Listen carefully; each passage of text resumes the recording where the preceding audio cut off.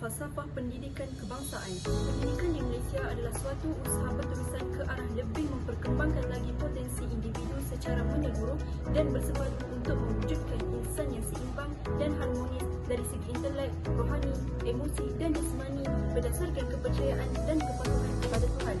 Usaha ini adalah bagi melahirkan warga negara Malaysia yang berilmu pengetahuan, berketerampilan, berakhlak mulia, bertanggungjawab dan berupayaan mencapai kesejahteraan diri serta memberi sumbangan terhadap keharmonian dan kemakmuran keluarga, masyarakat dan negara. Pendidikan guru.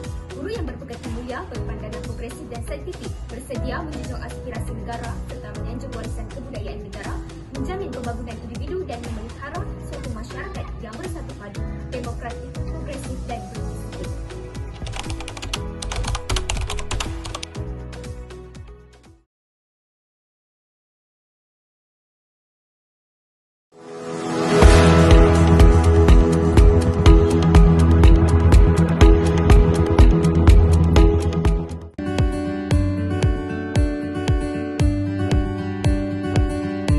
Assalamualaikum, saya Siti Nuriza Zira daripada Kuas Pendidikan Islam tahun 1. Saya Afaf Nashita binti Muhammad Syarifat daripada Pendidikan Islam tahun 1. Pada hari ini kami akan temu juga Dr. Sajak tentang falsafah pendidikan kebangsaan (FPK) dan falsafah pendidikan guru (FPG). Doktor, apa pandangan doktor tentang falsafah pendidikan kebangsaan? Okay, Assalamualaikum warahmatullahi wabarakatuh. Bismillahirrahmanirrahim. Terima kasih kerana menjemput saya untuk berbual dengan ini. Okey, falsafah pendidikan kebangsaan sebelum ini dikenali sebagai falsafah pendidikan negara. Dikenalkan pada tahun 1988 secara bertulis, diumumkan pada tahun 1988 dan ketika itu saya masih lagi di IPT. Awak tak lahir lagi kan? Kemudian falsafah ini telah diubah menjadi falsafah pendidikan kebangsaan pada tahun 1990. Okay, falsafah pendidikan kebangsaan ini sangat penting lah, terutama kepada institusi yang menawarkan kursus berkaitan dengan pendidikan. Jadi falsafah pendidikan kebangsaan ini adalah satu usaha yang berterusan untuk mengembangkan potensi individu secara menyeluruh, iaitu untuk melahirkan insan yang seimbang. Seimbang dari segi apa? Dari segi jasmani, rohani, intelek dan juga emosi berdasarkan kepercayaan dan kepatuhan kepada Tuhan. Kemudian falsafah pendidikan kebangsaan ini adalah satu usaha untuk melahirkan rakyat Malaysia yang berilmu pengetahuan, berketerampilan, berakhlak mulia dan bertanggungjawab dan berupayaan mencapai kesejahteraan serta menyumbang terhadap keharmonian dan juga kemakmuran untuk diri, keluarga, masyarakat dan juga negara. Falsafah pendidikan kebangsaan sangat penting ya, sebab dia adalah tunjang yang sesuaikan dengan tujuan daripada peringkat rendah sampailah ke peringkat yang paling tinggi. Saya seterusnya, apa pandangan doktor tentang falsafah pendidikan guru? Baik ya, falsafah pendidikan guru ni mula dikenalkan ataupun tersurat, tertulis kan pada tahun 1982. Sebelum tak ada falsafah pendidikan guru yang bertulis jadi itu adalah sebelum tu hanyalah berdasarkan contohnya macam Penyang Terazak, Kemudian selepas disebut laporan ini tahun 1979 barulah dirangkalah falsafah pendidikan guru ni. Masa tu oleh bahagian pendidikan guru PDB. Okey, apa itu falsafah pendidikan guru? Ini adalah untuk institusi yang melatih guru, betul macam IPG kan. Jadi falsafah pendidikan guru ni adalah untuk melahirkan guru yang berpekerti mulia, berpandangan progresif dan saintifik, kemudian bersedia menjunjung aspirasi negara serta warisan kebudayaan negara. Seterusnya menjamin perkembangan individu, tadi adalah falsafah pendidikan negara kan. Dan yang terakhir adalah untuk memelihara masyarakat yang bersatu padu, demokrasi kan. Kemudian progresif dan juga berdisiplin. Jadi awak semua akan jadi guru. Sepatutnya awak bukan saja hafal kan, tapi kena menghayati falsafah pendidikan itu. Awak akan jadi guru. Mudah-mudahan satu masa nanti akan lahirlah generasi yang sangat bagus. Sebenarnya falsafah pendidikan negara ni selaras dengan falsafah pendidikan Islam kan. Kita tak nak memisahkan agama dengan pendidikan. Walaupun awak pandai macam mana tu, kalau awak tak ada roh yang tak ada, hanya tak ada kan, maka tak jadilah seperti yang sebelum-sebelum ni. Ada orang yang pandai tapi rasa kan. Ada orang yang pandai tapi tak sihat kan. Kita nak orang yang sihat. Terima kasih doktor kerana meluangkan masa bersama kami. Okay. Jangan lupa nantikan interview seterusnya. Bye.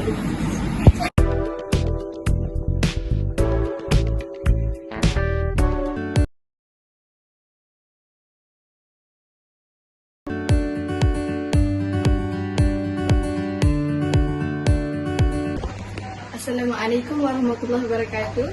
Nama saya Auni Adah binti Ruslan. Saya daripada Pendidikan Islam tahun 1. Hari ini saya akan wawancara Dr. Rizaman untuk tugasan ini. Dan soalan saya untuk tugasan falsafah pendidikan kebangsaan dan juga falsafah pendidikan guru. Dan soalan saya pertama, doktor, apa yang doktor faham tentang falsafah pendidikan kebangsaan? Boleh doktor terangkan sikit tak? Okey, terima kasih Auni, Izzah dan juga Fah. Baik, merujuk kepada soalan yang dikemukakan, iaitu falsafah pendidikan kebangsaan. Sebenarnya falsafah pendidikan kebangsaan ini merupakan satu manifestasi yang telah disusun oleh pihak KPM kepada warga pendidikan untuk direalisasikan setiap frasa yang ada dalam falsafah itu sendiri, dan dia lebih kepada berfokus untuk membina potensi diri seseorang pelajar itu yang melibatkan kita sebut sebagai jeris, iaitu dari sudut jasmani, emosi, rohani, intelek dan juga sosial. Jadi fokus yang diutama adalah untuk memperkembangkan potensi individu murid itu sendiri. Itulah yang ditekankan melalui falsafah pendidikan kebangsaan itu sendiri. Dan di penghujung matlamatnya adalah untuk nak melahirkan seorang individu dalam masyarakat ni yang memenuhilah semua kriteria sebagai seorang warga negara Malaysia yang berilmu. Jawapan yang sangat ringkas dan padat oleh Dr. Rizaman. Okey, kita pergi ke soalan seterusnya. Ustaz, apa pandangan Ustaz tentang falsafah pendidikan guru? Okey, terima kasih atas soalan yang telah dikemukakan. Baik, falsafah pendidikan guru. Jadi kalau tadi kita lebih kepada falsafah pendidikan kebangsaan, Dan sekarang ni kalau falsafah pendidikan guru, of course lah dia lebih menjurus kepada pendidikan guru itu sendiri, di mana ianya merupakan satu panduan lah untuk latihan dan pembangunan guru di Malaysia. Yang ni ia menekankan terhadap pembentukan guru yang berkualiti, berpengetahuan luas, berkemahiran tinggi, beretika dan juga mempunyai sifat dedikasi yang tinggi, di mana guru-guru sebelum dia pergi ke lapangan yang sebenar, seseorang yang akan bergelar guru ni dia perlu mempelajari apa yang sepatutnya ada, yang sepatutnya dimiliki oleh sebagai seorang guru sebelum dia pergi ke lapangan sebenar. Kerana melalui lapangan yang sebenar ni dia terpaksa mengharungi isu-isu cabaran dan ianya adalah bersifat semasa, di mana seseorang guru itu terlebih dahulu dia perlu mempunyai ilmu yang agak bertepatan dengan suasana pada ketika itu. Sekarang ni banyak terlibat dengan AI, banyak terlibat dengan IT lah, kalau saya boleh sebut di sini, di mana guru perlu menguasai. Itu sebahagian sahajalah. Sebenarnya banyak lagi lah yang perlu seseorang guru itu kuasai sebelum dia pergi ke lapangan sebenar. Jadi itulah di antara intipati yang boleh kita dapat melalui falsafah pendidikan guru. Terima kasih. Sangat mantap je jawapannya. Terima kasih kerana meluangkan masa bersama kami. Okey, sama-sama. Okey, jumpa lagi. Bye-bye.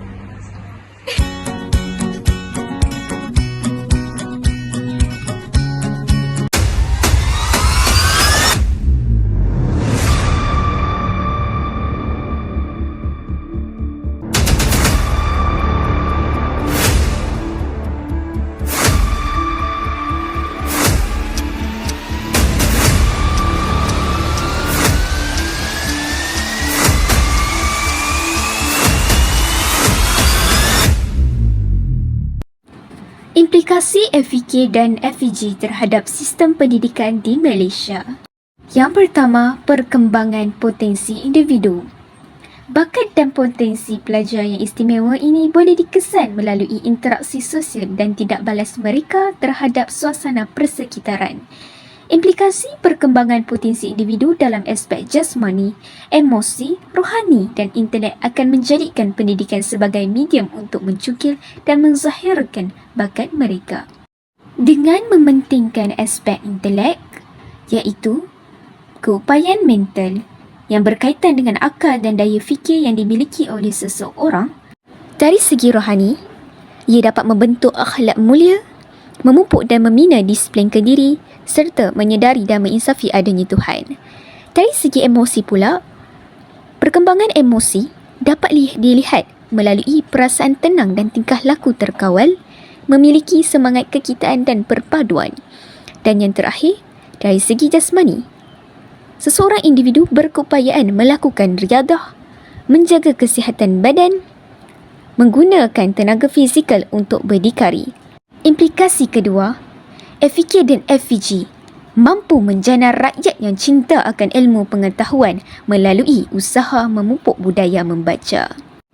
Selain itu, implikasi ketiga, individu tersebut akan mengamalkan ajaran agama yang dianuti. Implikasi keempat, dapat melahirkan rakyat Malaysia yang berketerampilan, iaitu mempunyai kemahiran dan kebolehan.